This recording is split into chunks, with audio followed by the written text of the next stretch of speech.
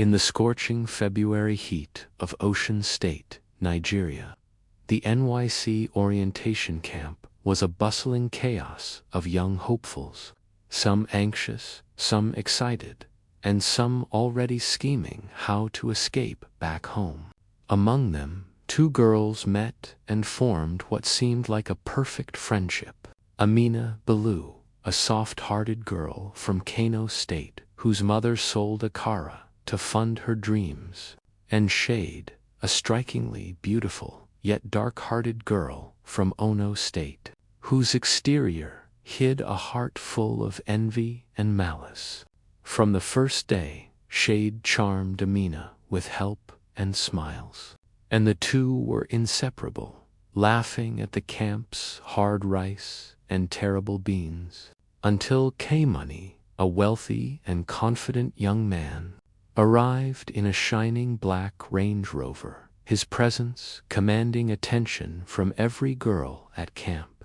Yet, despite Shade's calculated seduction, he walked past all others and chose Amina, whose innocence and humility shone brighter than beauty or money could mask, sparking Shade's jealousy into a simmering, poisonous fury.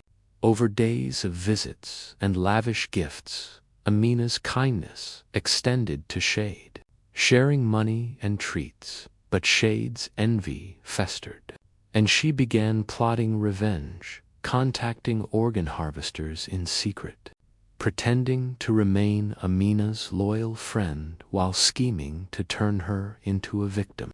As the camp ended, postings for their service year were announced, and Amina's placement in Ocean was near K-Money, while Shade was sent to a remote, dangerous location. But Amina, unaware of Shade's intentions, used her influence to transfer Shade nearby, unknowingly bringing her enemy closer. Settling into the luxurious apartment K-Money rented, Shade marveled at the comfort while envy gnawed at her. Every gift, every act of kindness from Amina deepened her hatred, and when Shade orchestrated a fake outing with a rigged Uber, her plan to deliver Amina into the hands of kidnappers seemed perfect. The dark night, the forest roads, and the menacing kidnappers created a nightmare, separating the two girls, with Amina's real terror contrasted by Shade's calculated performance. As Amina was dragged into the clutches of organ harvesters, Shade received her 500,000 Naira reward, smiling wickedly, planning to feign escape and gain sympathy while plotting further harm. Inside the horrific dungeon, Amina witnessed the abduction and mutilation of others.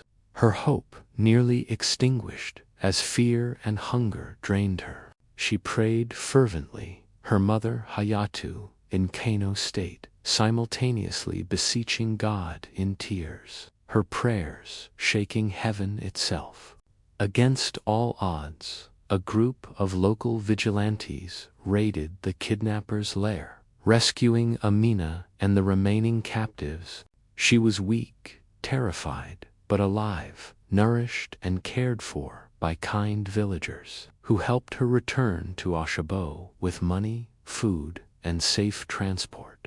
Exhausted and battered, she finally arrived home, only to find Shade alive and comfortable in their apartment, eating dinner as if nothing had happened, leaving Amina shocked, disoriented, and aware that the snake in the flower pot was closer than ever, plotting, smiling, waiting. While Amina struggled to comprehend how her so-called best friend could orchestrate her near-death without remorse, setting the stage for a story of friendship betrayed, jealousy unleashed, and survival tested in a world where beauty masks darkness and innocence must battle malice. After the harrowing rescue from the kidnappers, Amina returned to Ocean, still trembling, haunted by nightmares of the dungeon, the cold steel of the tables, and the wide-eyed screams of those who were not as fortunate as she. Yet she was unaware that Shade had been watching her every move from the safety of the apartment, quietly laughing at her perceived victory while plotting her next cruel maneuver.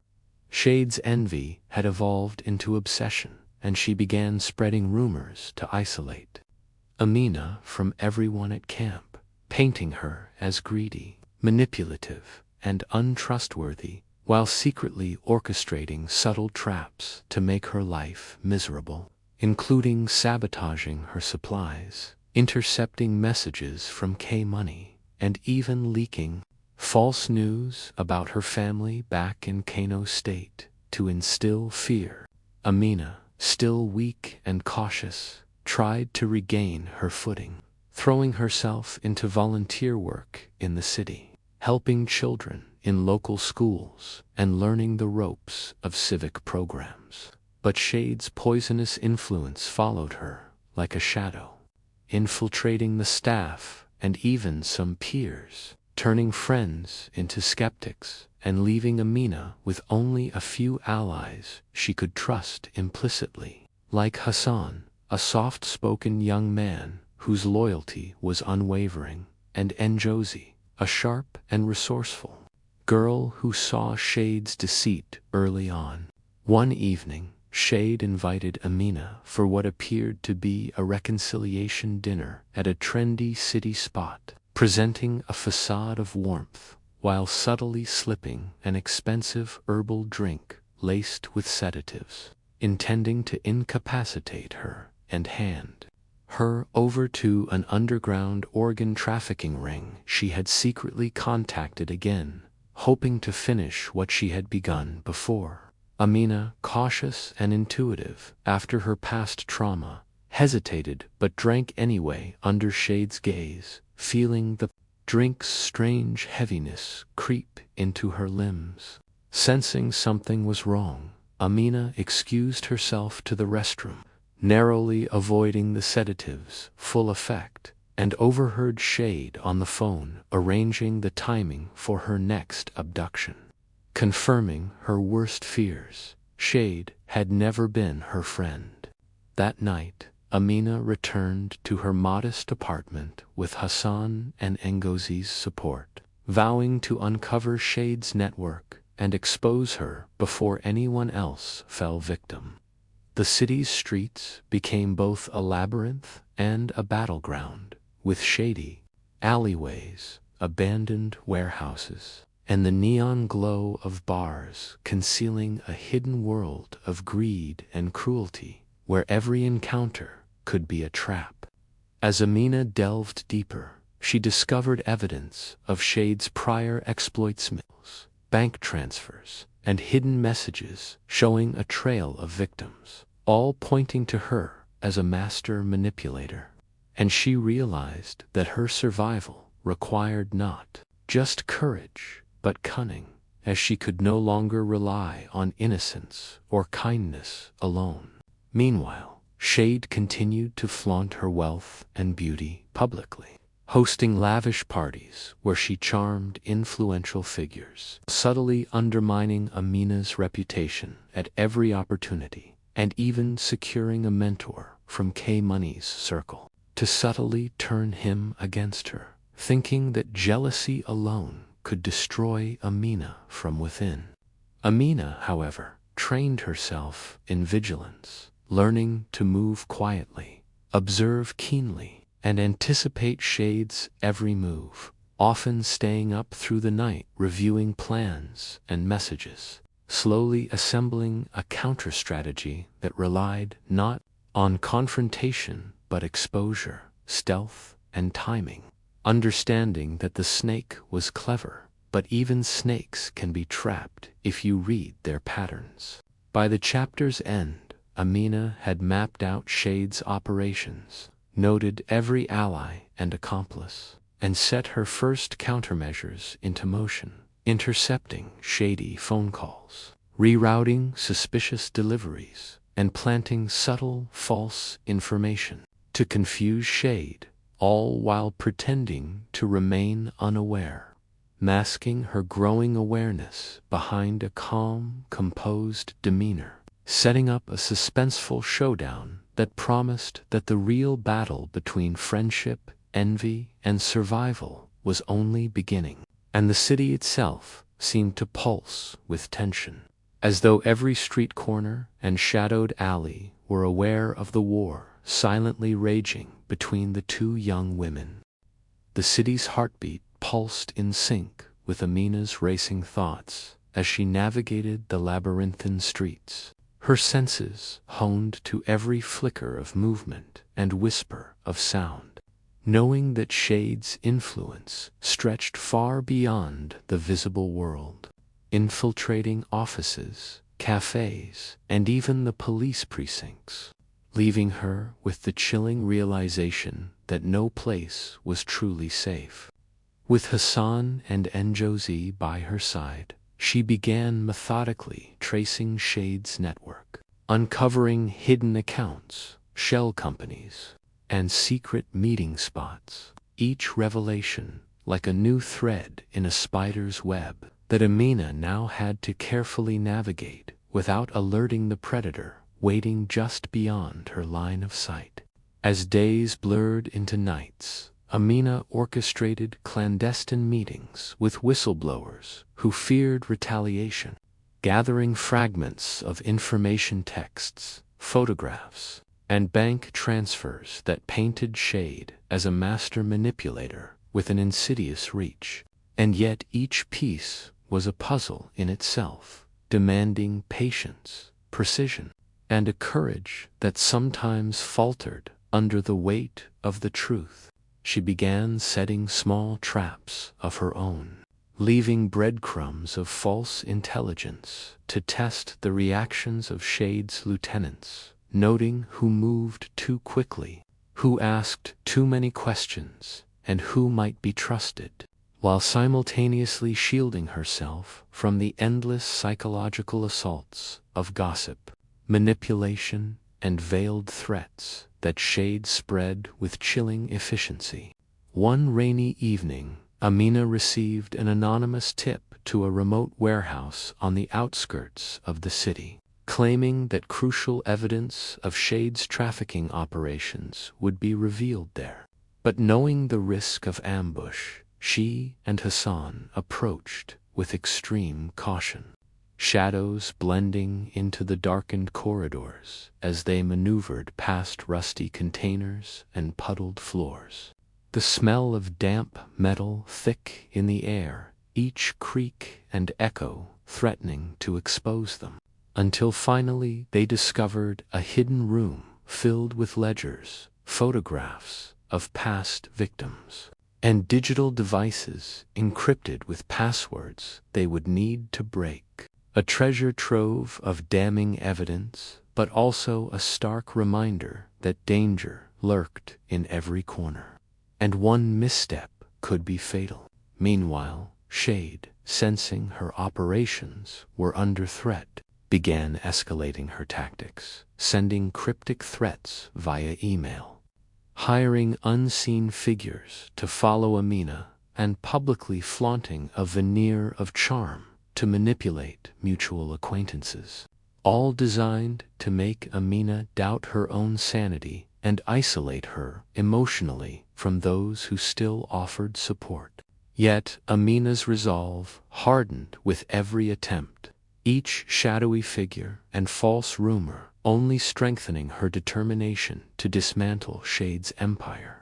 The tension reached a peak when Amina, working late into the night decrypting files, realized a hidden pattern in Shade's transactions, linking them not only to local criminal rings but to international networks, revealing that her enemy was far more dangerous and resourceful than anyone had imagined, and that stopping her would require not just courage but cunning alliances, and an understanding of the city's underbelly that few could navigate without becoming trapped themselves. By the chapter's end, Amina had set a series of strategic moves into motion, discreetly alerting authorities about the most vulnerable, nodes of Shade's operation, planting false evidence to mislead her adversary, and creating a small but loyal coalition of insiders who could provide information and support at critical moments, all while maintaining the guise of vulnerability and routine, lulling Shade into overconfidence. The city itself seemed to watch, its narrow alleys and glistening rooftops whispering secrets, as if aware that the final confrontation between cunning and cruelty, between survival and dominance, was approaching. And Amina, though exhausted and wary, felt the first stirrings of hope, understanding that even the most tangled web could be unraveled with patience, insight, and relentless courage. The following morning, Amina awoke with a heavy sense of unease, knowing that the information she had uncovered in the warehouse made her a prime target for Shade's retaliation. And yet the urgency to act outweighed fear. She began coordinating covertly with her allies, Hassan and Ngozi, planning moves that would strike at the heart of the criminal network without exposing themselves to immediate danger, all while carefully monitoring social media feeds, phone records, and financial transactions for any hint of movement that could betray their presence, aware that even the smallest slip could cost lives. In the labyrinthine streets of the city, whispers of betrayal began to surface. A trusted associate appeared to be feeding information back to Shade, leaving Amina the tension gnawing at her focus as she strategized multiple contingencies, each more complex than the last, like a chess game played in shadows, with stakes that were life and death. She set up a series of controlled leaks and false intelligence to test loyalty, noting reactions with meticulous care, while also using technology to track communications in real time, employing a mixture of digital surveillance and old-fashioned observation to anticipate every move. Meanwhile, Shade escalated her tactics with frightening precision, deploying anonymous threats, staging accidents meant to intimidate, and using social influence to tarnish reputations, all designed to isolate Amina and force errors. And yet, each calculated attack only reinforced Amina's determination to expose the full extent of her enemy's network. The pressure was relentless, the psychological warfare taxing, but with Hassan's analytical mind and Ngozi's street knowledge, Amina developed a rhythm that balanced caution with decisive action. As the week wore on, Amina discovered that one of Shade's inner circle was planning a major shipment of illicit goods that could devastate vulnerable communities if it succeeded. And she realized that the only way to stop it was to intervene directly, risking exposure. She and her team meticulously planned a nighttime operation, mapping escape routes, creating diversions, and enlisting the help of a small group of insiders willing to risk everything, aware that failure could result in catastrophe. On the night of the operation, the city streets were slick with rain, reflecting the dim glow of streetlights and the neon signs of closed shops. As Amina moved with calculated precision through alleys and side streets, every sense alert, every shadow scrutinized, the tension building with each step closer to the target. She watched as guards and accomplices followed routines she had predicted, carefully maneuvering past them while planting evidence and setting traps designed to sow confusion and mistrust among Shade's lieutenants. Inside the compound, Amina found herself facing unexpected resistance. A familiar face, someone she had trusted, emerged to block her path. revealing the bitter sting of betrayal. And yet she remained composed, using quick thinking, improvisation, and her knowledge of the environment to overcome the obstacle, retrieving critical evidence and sabotaging operations before slipping back into the night, leaving chaos in her wake that would delay Shade's plans for weeks, if not months. By the time Amina returned to her safe house, exhaustion weighed heavily on her body, but adrenaline and resolve burned in her mind as she pieced together the data she had gathered, noting inconsistencies, tracing hidden links, and preparing the groundwork for the next phase of the campaign against Shade. The city itself seemed alive with tension, each alleyway and rooftop whispering secrets of betrayal, loyalty, and hidden agendas. And Amina understood with a mixture of dread and determination that the battle was far from over, that the stakes would only rise, and that success would demand courage, intelligence, and the ability to anticipate moves no one else could see, even as Shade, ever watchful, tightened the invisible net around her, unaware that Amina was already steps ahead, maneuvering through shadows and deception with relentless determination. As dawn broke over the city with a deceptive calm, Amina sensed a shift in the air, an invisible pressure that told her Shade had finally realized the net was tightening, and this awareness made every sound sharper, every movement suspicious, as though the city itself was holding its breath. Shade, no longer content with subtle intimidation, launched an aggressive counterattack, using her connections to manipulate law enforcement, framing Amina as a criminal mastermind involved in fraud and trafficking. And within hours, whispers turned into accusations, allies into skeptics, forcing Amina into hiding as her name spread through offices and streets like wildfire. Cut off from public spaces and official channels, Amina relied entirely on Hassan and Anjosi, moving between safe houses under cover of night, her life reduced to whispers, burner phones, and coded messages. Yet, even in isolation, her mind remained sharp, analyzing Shade's strategy and recognizing the desperation beneath the bravado.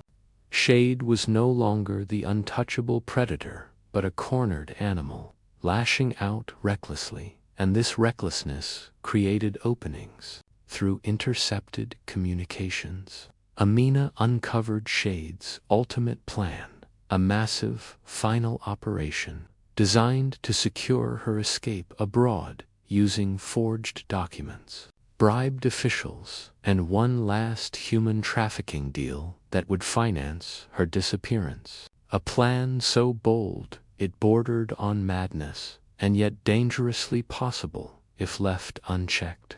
Knowing time was running out, Amina made the painful decision to sacrifice her own safety to expose the truth, coordinating a carefully timed release of evidence to trusted journalists and human rights organizations, ensuring that even if she were silenced, Shade's crimes would surface.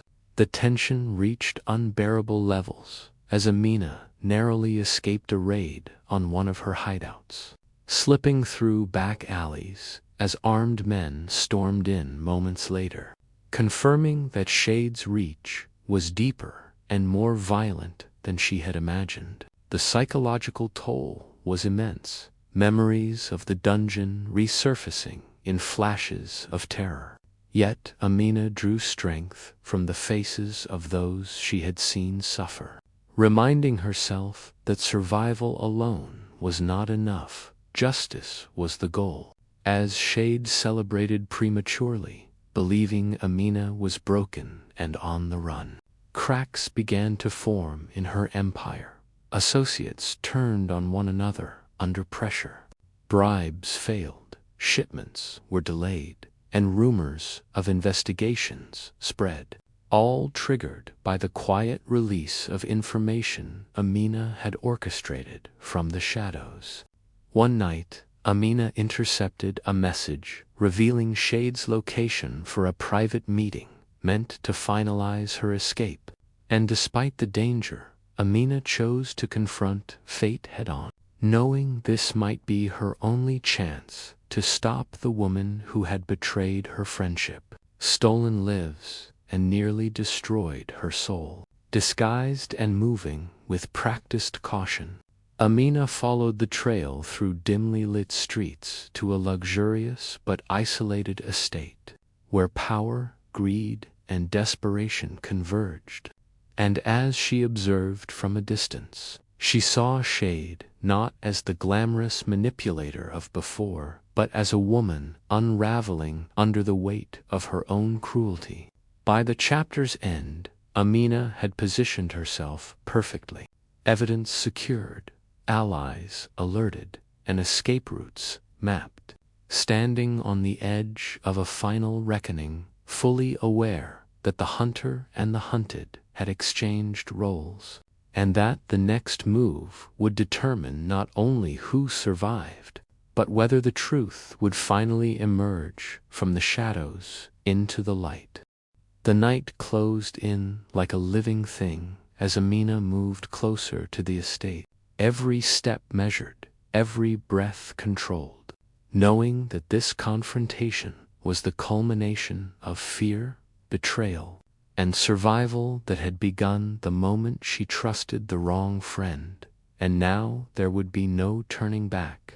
Inside the compound, Shade paced restlessly, her polished confidence cracking under pressure as delayed payments, unanswered calls, and sudden disappearances of trusted allies fed her paranoia, while Amina, hidden among the shadows beyond the walls, coordinated silently with journalists, activists, and a few incorruptible officers who had finally seen the overwhelming evidence against Shade's network. As the meeting inside escalated into chaos, raised voices and accusations echoing through the lavish halls, Amina slipped into position, releasing the final data drop that exposed bank trails, victim testimonies, and footage linking Shade directly to trafficking operations, ensuring that the truth would explode into the public eye regardless of what happened next. Sirens began to wail in the distance, faint at first, then unmistakable, and panic rippled through the compound as Shade realized too late that the trap had been sprung. Her allies scrambling to escape while guards abandoned posts, revealing the hollowness of loyalty built on fear and money. In the confusion, Amina and Shade finally came face to face in a dimly lit corridor, the air thick with years of unspoken hatred, and for a moment time seemed to slow as they stared at each other, one driven by greed and jealousy, the other by survival and justice. Shade's mask fell completely as she unleashed a torrent of accusations, blaming Amina for her downfall, claiming she deserved everything that had happened, while Amina, trembling but resolute, spoke not with rage but clarity, naming the betrayal, the lives destroyed, and the darkness Shade had chosen again and again. When Shade attempted to flee, desperation overtaking arrogance, Amina blocked her path just long enough for the sound of boots and shouts to close in, and in that instant, Shade's power evaporated, replaced by raw fear as authorities stormed the estate, weapons drawn, seizing documents, arresting accomplices, and finally restraining Shade herself, who screamed and fought until reality crushed the illusion she had lived behind. As Shade was dragged away, Amina felt neither triumph nor joy, only an overwhelming release, as though a weight she had carried since the dungeon had finally been lifted. And yet the cost of survival echoed in her bones, in the scars both seen and unseen. Dawn broke as the operation concluded, light spilling across the estate grounds, revealing the wreckage of a criminal empire built on human suffering. And Amina stood quietly among officers and investigators, giving statements, handing over evidence, her voice steady despite exhaustion, knowing that the world would soon hear the truth. By the chapter's end, as news spread across the city and beyond, Amina walked away from the compound alone, not as a victim, not as a fugitive, but as a survivor who had stared into the abyss and refused to be swallowed, understanding that justice was never clean, never simple, but sometimes, in the darkest night, courage was enough to bring the truth into the light. The days following the night of reckoning passed with a strange stillness, as though the city itself needed time to recover from the truth that had been ripped into the open. And Amina found herself navigating a world that now knew her name, her face, and her story, yet felt utterly unfamiliar. News reports replayed the fall of Shade's empire in endless cycles, detailing arrests, international warrants, and rescued victims, while commentators debated motives and morality. But none of them could fully capture the quiet aftermath of survival, the sleepless nights, the sudden flinches at loud sounds, the grief for those who never made it out. Amina cooperated fully with investigators, recounting her ordeal with a calm she did not always feel. And though justice moved slowly, each confirmed conviction felt like a small light piercing the darkness that had once consumed her. Hassan and Njozi remained by her side, their loyalty unwavering, reminding her that trust, though broken, could be rebuilt with care and time. When Shade finally appeared in court, stripped of glamour and influence, her eyes hollow and restless, Amina attended only once, not for revenge or closure, but to remind herself that power built on cruelty always collapses. And as their eyes briefly met, Amina felt no hatred, only a quiet resolve to never again allow envy and manipulation to define her life. Returning to her service work, Amina poured herself into helping vulnerable communities, speaking softly to young girls about discernment, self-worth, and the danger of blind trust. Her words carrying weight not because of drama, but because they were lived truths. She refused fame, declined interviews beyond what was necessary, and chose instead a life of purpose, understanding that healing was not loud or public, but patient and deeply personal. Slowly, joy returned in small, ordinary moments, the laughter of children in classrooms, shared meals with friends, the comfort of prayer whispered at dawn. Though the scars remained, they no longer defined her, serving instead as reminders of strength earned through suffering. By the chapter's end, as Amina stood beneath the open sky, watching the city breathe and move forward, she understood that betrayal had shaped her story, but it had not ended it, and that survival was not merely escaping death, but choosing life, truth, and compassion after the storm had passed, proving that even when a snake hides in the flower pot, wisdom, courage, and faith can still allow something beautiful to grow. Months after the courtroom lights faded and the headlines moved on, Amina discovered that survival carried a weight no one warned her about. a quiet heaviness that settled into her chest during silent mornings and followed her into crowded rooms. Because while the world saw her as strong, brave, and victorious, inside she was still learning how to exist without fear shaping every breath.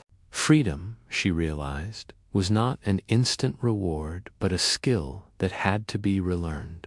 Though Shade and her network were now behind bars, awaiting long sentences, the echoes of betrayal lingered, surfacing in sudden moments, strangers' laugh that sounded too familiar, footsteps behind her at night, or the simple act of trusting someone's smile. Yet Amina refused to retreat into isolation, choosing instead to confront her scars head-on. She began working closely with rehabilitation groups for trafficking survivors, sitting in circles with women whose stories mirrored fragments of her own, and in those shared silences and trembling confessions, she found both pain and healing, realizing that her survival carried responsibility, not as a burden, but as a bridge for others still trapped in darkness. Hassan encouraged her to document her experiences privately, not for the world, but for herself, and through long nights of writing, Amina slowly untangled guilt from grief, understanding that surviving when others did not was not a crime, but a call to live meaningfully. Meanwhile, subtle resistance began to surface from remnants of Shade's old anonymous messages, veiled warnings, and attempts to intimidate witnesses, reminding Amina that justice, once challenged, often fought back from the shadows. And though fear resurfaced, it no longer controlled her. Instead, she responded with caution, community, and faith, strengthening alliances with activists and legal advocates who ensured protection for survivors and whistleblowers alike. As she prepared to leave Ocean at the end of her service year, Amina stood at a crossroads, torn between returning to a quiet life or stepping fully into advocacy. And after much reflection, she chose purpose over comfort, deciding to pursue further education in social justice and law, determined to dismantle the systems that allowed predators like Shade to thrive unnoticed. On her final night in the city, Amina revisited the streets that once felt like a maze of danger, now illuminated by memories of resilience and growth, understanding that while trauma had shaped her, it no longer owned her future.